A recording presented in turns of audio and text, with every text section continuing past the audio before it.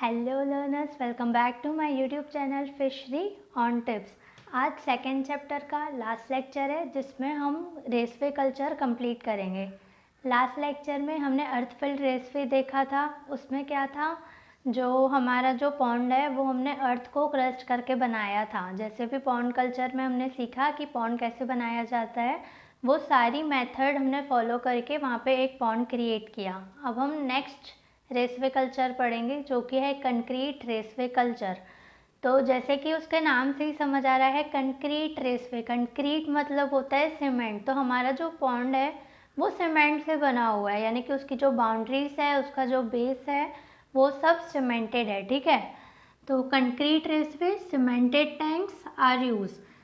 इसमें पॉन्ड्स की साइज़ क्या रहती है, पॉन्ड या टैंक जो भी हम हमारे हिसाब से बना रहे हैं उसकी साइज़ क्या होती है। जनरल डाटा है, ये चेंज होते रहता है।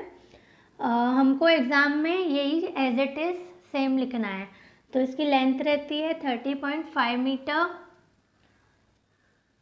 डेप्थ रहती है 1.1 मीटर और ब्रेथ रहती है, टॉप से देखें तो हम 6 मीटर होती है और बॉटम से देखें तो 3 मीटर। इसका शेप कैसा होगा ये आप इसकी मेज़रमेंट के हिसाब से इमेजिनेशन करके सोच सकते हो कि 30 सेंटीमीटर लेंथ है, 1 सेंटीमीटर डेप्थ है, ऊपर से 6 मीटर लॉन्ग है और नीचे से 6 मीटर लॉन्ग है, तो उसका शेप कैसे आएगा।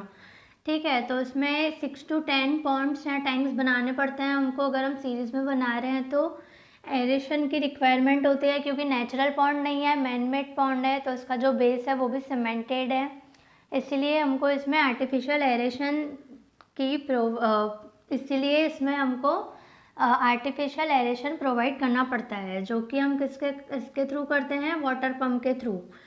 इस पॉन्ड में जो हम बना रहे हैं कंक्रीट रेसवे के लिए, उसमें वाटर फ्लो कितना होना चाहिए। अगर 6 पॉन्ड्स हमने बनाए हैं तो उसमें वाटर फ्लो होना चाहिए 84 लीटर पर सेकेंड, एंड अगर 10 पॉन्ड्स बनाए हैं तो होना चाहिए 140 लीटर पर second. Keyways are present in walls. जो कीवेज होती हैं वो प्रेजेंट में वो वॉल में प्रेजेंट होती है। Consist of waste collecting boats. जो कीवेज क्रिएट की हुई है उसमें एक वेस्ट कलेक्टिंग बोट्स होते हैं, और वो जो बोट्स होते हैं उनको चेक बोट बोला जाता है। चेक बोट का काम क्या होता है, वेस्ट मटेरियल को कलेक्ट करना। ये आपने देखा होगा वॉशिंग मशीन में भी, जो घर की वॉशिंग मशीन होती है उसमें 2 चेक बोट्स लगे होते हैं जिसमें सारी मिट्टी कलेक्ट होती है एंड फिर उसको हम निकाल के फेंक देते हैं। तो वैसे ही यहाँ पे भी चेक बोट का वही काम होता है। जो पॉन्ड है कनेक्टेड है एक दूसरे से सीरीज में, तो जो भी कचरा है वो वाटर फ्लो के थ्रू चेक बोट में फंसता है और चेक बोट को निकाल के हम फिर क्लीन करके वापस वहाँ पे लगा देते हैं। उससे क्या होता है, जो मिट्टी रहती है पॉन्ड की, वो सेकंड जो पॉन्ड है उसमें ट्रांसफ़र नहीं होती है। ठीक है, तो ये जो कंक्रीट रेसवे कल्चर है ये कहाँ कहाँ पे यूज़ किया जाता है, specially Asian and European countries में। और इसका एग्जांपल है Pacific salmon, brown throat, Atlantic salmon, और भी होते हैं। इन तीनों के नाम आप, इन तीनों के साइंटिफिक नाम भी आप एक बार चेक कर लेना। ठीक है, कंक्रीट रेसवे के एडवांटेज क्या है, year two year repairing is not required. अब ये आप कहाँ से कनेक्ट कर सकते हो, अर्थफिल्ड रेसवे से। अर्थफिल्ड रेसवे में क्या था, वाटर फ्लो होने के कारण उसके जो कनेक्टिंग पाइप्स होते हैं वो डैमेज हो जाते हैं, जो कि हमको ईयर टू ईयर रिपेयर करवाने पड़ते हैं। और ये जो पॉन्ड है सीमेंटेड है, ईजिली ब्रेक नहीं होते हैं, और पानी भी जैसे हम हमारे हिसाब से मैनेज कर रहे हैं तो उसमें काफ़ी कम रिपेयरिंग हमको करनी पड़ती है, इसलिए year two year maintenance is not required. Low maintenance, repairing नहीं लग रही है तो उसका मेंटेनेंस भी काफ़ी कम होगा।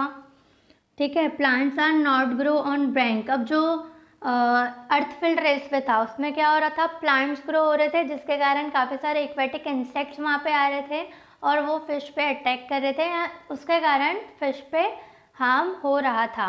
लेकिन जो कंक्रीट रेसवे है वो सीमेंटेड है, नेचुरली प्लांट्स वहाँ पे नहीं आ सकते हैं।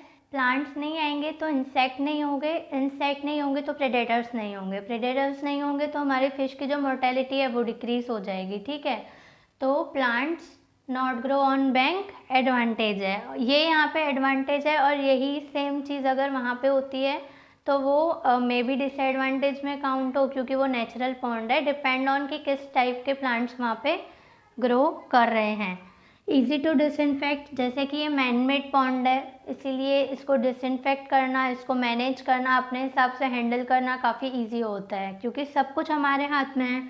सो easy to disinfect and easy to control diseases. इस पॉन्ड में हम डिसीजेज भी ईजिली कंट्रोल कर सकते हैं। इस मेथड की डिसएडवांटेज क्या है? Natural food is completely absent. जैसे कि मैंने बताया कि ये जो टैंक है या जो पॉन्ड है, इसका जो बेस है वो सीमेंटेड है।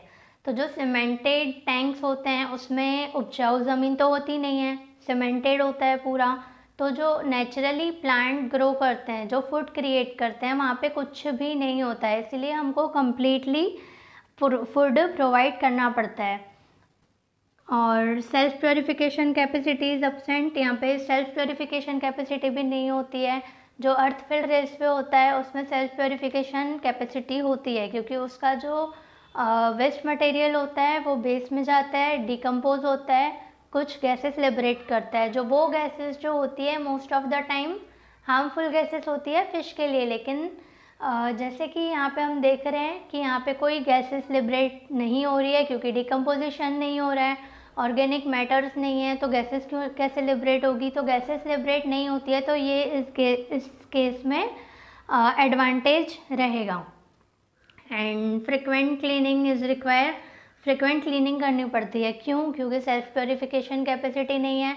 अर्थफिल्ड रेसवे में सेल्फ प्योरीफिकेशन कैपेसिटी थी, इसीलिए हमको वहाँ पे डेली बेसिस पे क्लीनिंग नहीं करनी पड़ती थी, लेकिन इस मेथड में हमको डेली तो नहीं बोल सकते हैं, डेली बेसिस पे एक टाइम इंटरवल डिसाइड करके रेगुलर क्लीनिंग करनी होगी। Aeration is required. जैसे कि हमने देखा कि नेचुरल पॉन्ड नहीं है, आर्टिफिशियल पॉन्ड है, इसलिए हमको एरेशन इसमें खुद से प्रोवाइड करना पड़ता है। तो यहाँ पे कंक्रीट रेसवे के साथ साथ सेकेंड चैप्टर कंप्लीट होता है, method of cultivation. Next lecture में हम नेक्स्ट चैप्टर स्टार्ट करेंगे। तब तक के लिए इतना ही। अगर आपको कोई डाउट है किसी भी बात से रिलेटेड तो आप टेलीग्राम चैनल पे जाके वहाँ पे व्यू डिस्कशन में डिस्कस कर सकते हैं। अगर आपको फर्स्ट चैप्टर या सेकंड चैप्टर के नोट्स चाहिए तो मेरे पास अवेलेबल है, आप मुझसे कांटेक्ट कर सकते हैं। टेलीग्राम ग्रुप में आप मैसेज कर दें कि ma'am I required notes, then I will connect you. And telegram channel की लिंक नीचे दी हुई है, यहाँ पर आप सर्च कर सकते हो, फिशरी ऑन टिप्स आपको मिल जाएगा। तो आज के लिए इतना ही। Let's like, share, subscribe my channel. Thank you.